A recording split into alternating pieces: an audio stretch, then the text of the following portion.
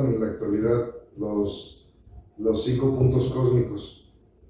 Bueno, es que si lo vamos desglosando, ya como yo lo tenía aquí, ya tenemos, estamos hablando del Día de Muertos, y ya tenemos la estructura de la época prehispánica. Y lo que te decía, entonces, ¿cuándo llegó la Iglesia Católica o qué aportó la Iglesia Católica a la celebración? Ok, ¿no? Cuando llegan los españoles, trae la evangelización, trae la Iglesia Católica, entonces dominan México y empiezan a influenciar pues, muchas de las celebraciones que hay aquí en México. Y entonces ellos tratan de emparejar lo que es la celebración de los muertos, de Mictlán, la cual, que sí es lo que comentabas, se celebraba desde principios de agosto hasta inicios de noviembre. Okay. Entonces cuando llegaron los evangelistas, vieron que ellos tenían su celebración, que era de todos los difuntos, o todos los santos, y los fieles difuntos, sí, que es los adultos que comentabas tú. Entonces ellos deciden adaptarlo, como lo habían hecho en muchas otras celebraciones que conquistaban, y eligen que en noviembre también sea la de ellos, pero con la intención de ir desapareciendo esa tradición, porque ellos como quiera seguían sintiendo que idolatraban a sus dioses. Sí, sí, sí. Pero lo que realmente pasó cuando querían evangelizar fue que en esa época que los españoles estaban aquí, tenían guerras. Entonces la influencia que tenía la Iglesia Católica en México no era tan fuerte como la que podía tener en Europa o en otros estados, digámoslo. Entonces fue soltando un poco, entonces empezó a permitirlo y lo ponía como que eran actos de suspicaces, o sea, como que no influían, ya no era, ellos seguían siendo católicos los mexicanos y le permitían que hiciera eso, como que algo externo, pero porque no tenían el poder para decir, se va a hacer como el festejo que tienen ellos, como el que se hace en otros lugares, que es el que yo creo que sí aportó, que es ir a las tumbas, hacer la limpieza, llevar flores, llorarle a los difuntos porque los extrañas. Entonces ya no pudieron que quedar encima, entonces quedó una homogeneidad, que es lo que te decía, al final cuando ya se hizo una homogeneidad, te decía, esto entonces no es un festejo ni prehispánico ni de Iglesia Católica, este es un festejo de los mexicanos, de la influencia del mestizaje, de todos los mestizos, sí, y de poder tener una pertenencia, porque me imagino que en aquella época ya los que eran indígenas, que tenían esas tradiciones, pues ya había muy pocos. Claro. Entonces se les permitía, pero pues con esas adaptaciones. Y de alguna manera los nacidos entre españoles e indígenas adoptaron su costumbre, agarrando lo de allá y agarrando lo de acá, no soltando lo de allá porque pues de alguna manera muchos eran sus papás, ¿sí? Y no soltando lo de aquí porque eran sus mamás. Entonces mezclaban. Sí, pero más allá era porque se permitía, porque no tenían el poder como para prohibirlo, y era como también una manera que usaban de evangelizar, de que poco a poco estar adaptando a las personas a alinearse a las creencias que ellos estaban trayendo. No se pudo, por esas diferencias, y porque el mexicano nuevo era el mestizo, es la que te platico que es una cultura que tenemos desde la conquista, que es el mexicano real. Sí, el mestizo. El mestizo, o sea, hay indígenas, hay españoles tal vez, muy poco yo creo, pero lo que salió de esa mezcla somos nosotros. Entonces ellos agarraron los dos, lo mezclan, y ahora sí ya encontramos lo que te comentaba, que ya tenemos una celebración donde los españoles lo que traían era que, pues vas a hacer tu celebración, pero no puedes tener calaveras, o sea, pero te tengo una calaverita de dulce. Si no puedes tener calaveras reales de cráneos. No. Entonces que esto represente los cráneos que tú tenías. La calaverita de dulce, chocolate. Sí, sus dulcitos, ahí era la calaverita. Y el pan de muerto, porque el pan de muerto representa los huesos, pues tampoco pueden tener huesos, entonces ellos, no, agrégalo ahí. Sí, un panezote.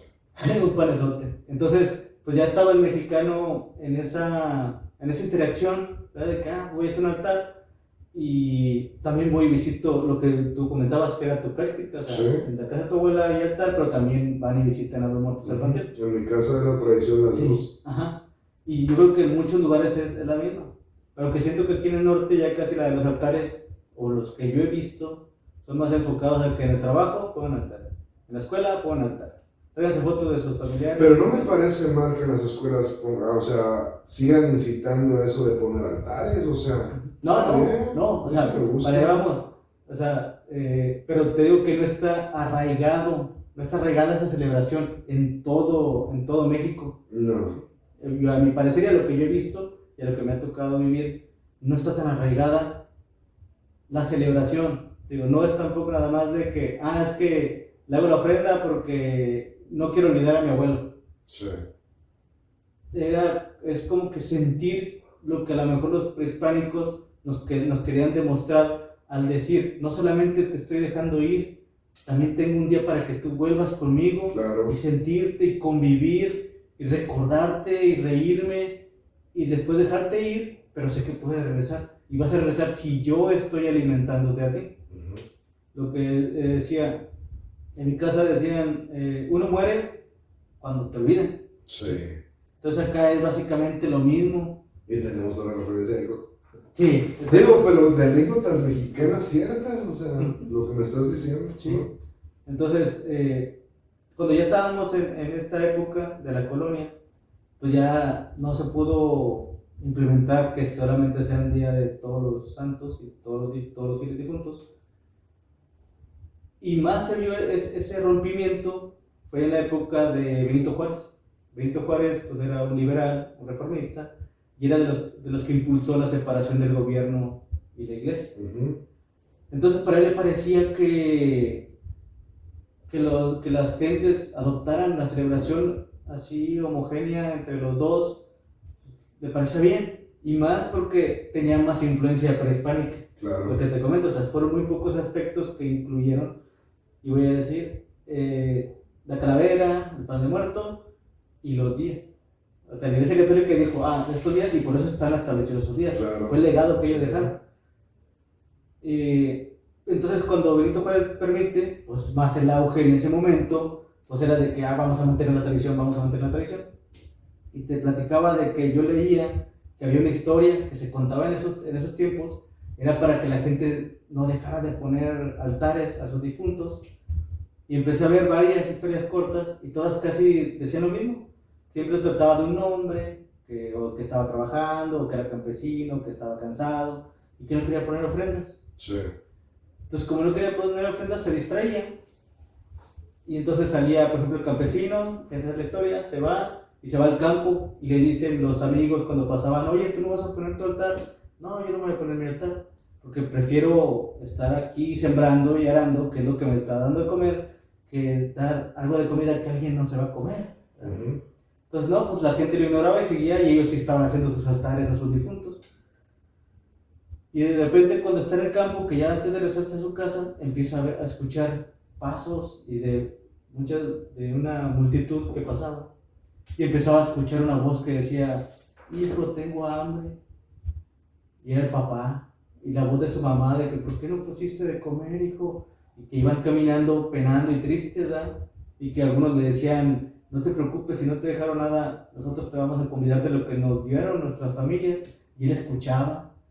El hombre pues se arrepiente, se va a su casa y le dice a su mujer, ¿sabes qué, mujer?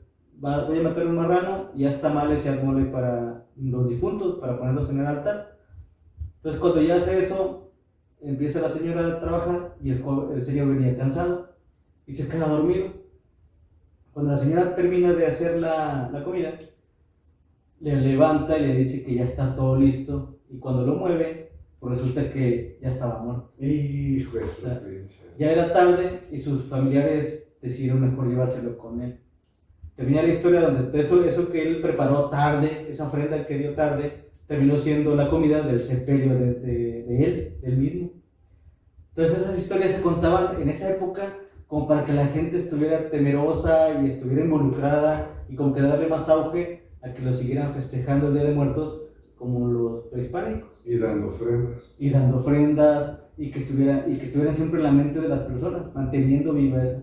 Era como parte de quererte mostrar. Y era ahí donde te decía, ahora sí, ya se conocía el festejo de un altar, como se conocen ahora, que era simbolismos en parte de Mictlán, donde lo primero que se hace es el arco, un arco de cempasúchil, y ese arco representa el portal donde van a entrar los difuntos con las familias. Se pone un altar que puede ser de 3, Sí, los altares tienen niveles. de 2, de 3 y de 7. Ajá. Entonces ahí el de 2, uno representa el cielo y otro representa la tierra. Okay. O sea, por eso tiene un altar los Dos niveles, niveles. o la cantidad de niveles que la gente le ponga. Pero casi básicamente es 2, 3 y 7. ¿Y el 3 qué? Tiene 2, cielo y tierra. El de 3 es cielo, tierra y el purgatorio. Okay. ¿Sí? Y el de 7 representa los 7 pecados capitales, que es donde ahora sí la influencia de la Iglesia Católica. ¿Sí? Entonces, pues hay de esa cantidad. Me quedé pensando en lo que decía de las 9 dimensiones, entonces decía, ¿por qué no hay uno de 9? Pues a lo mejor ya no llegó hasta allá. ¿Hasta dónde? Hasta los tiempos donde ponen los altares de los niveles. Ajá, o sea, lo que comentaba el joven de las 9 dimensiones. Ajá. Sí, yo también lo había leído y me había quedado pensando. Entonces ya está el altar, están los niveles. Ahora sí lo que comentaba de los 5 puntos cósmicos. Ay, ya por fin Está sí, pues es que te saltas, te los resúmenes también bien rápidos. Estaba representado por los 4 elementos, que es el fuego, es las veladoras, cuando las ves en el altar representan el fuego. Okay. El papel picado representa el viento. Las frutas representan la tierra, que es el fruto de ellos. Y el agua, pues se sirve que ya sea un vino, ya sea el agua, que era lo que representa ese elemento. Y o lo que le gustaba, bueno, ahorita ya en la actualidad lo que le gustaba de bebida al difunto. Sí, pero el refresco, pero bueno, sí, va más enfocada que va agua y sí, va al gusto. O sea, el agua va de al gusto de porque ese es el elemento. Y el sol está representado por el cempasúchil, ¿sí? La flor de cempasúchil. Sí. Otra de las referencias que vi era que ponían una cruz de sal desde los prehispánicos, pero con la evangelización también la manejaban como una cruz de Cristo, que era para que las almas no entraran almas chocarreras o almas malignas, y proteger al familiar de esas almas. La calavera representaba la muerte, y el pan de muerto, lo que decíamos, era los huesos,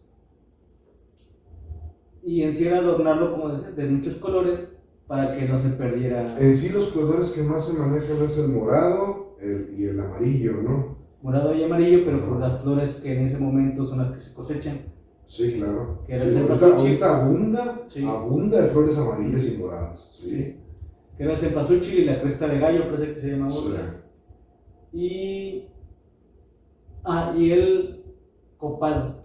El copal es un incienso que también es para que cuando el difunto sale de Mictlán no se pierda y llegue a la casa. Entonces llegan, prueban, en la noche que le toca prueba y está conviviendo con su familia. Es por eso que no se toca la comida antes de que el difunto la disfrute. Pues sí, de alguna manera, como me decía mi abuela y mis tías, esa comida no se va a tocar hasta el día 3. Porque yo esperaba amanecer y que ya no hubiera comida, que estuviera mordida, que ya no hubiera agua. Resulta que despertaba y veía todo igual. Y yo, pues no que se lo iba a comer mi tío. Y bueno, ya me explicaban, a ver, que es figurativamente, que esto, que aquello, que sí le comió, ya se llevó la esencia del pan, entonces ese pan ya no sirve, sí, o sea, me decían cuánta cosa y media. Bueno, pues uno de niños, bueno, está bueno, entonces dame de aquel, y agarrabas del otro pan de muerto. Bueno, eso representa el altar. Ujú. Entonces, pues lo que veía en esa época era que seguía haciendo la idiosincrasia del mexicano. Sí. O sea, su actitud de estar metiendo todo, de que lo mezclo, el mestizaje en su máxima expresión, de ya metí la iglesia, metí